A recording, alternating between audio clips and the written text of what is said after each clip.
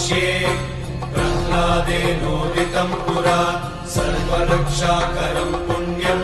सर्वोपद्रवनाशनं स्वाहा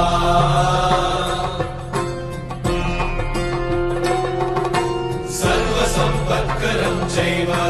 स्वर्गमोक्षप्रदायकम् ध्यात्वा नृसिंहं देवेशं हेमसिंहासनस्थितं स्वाहा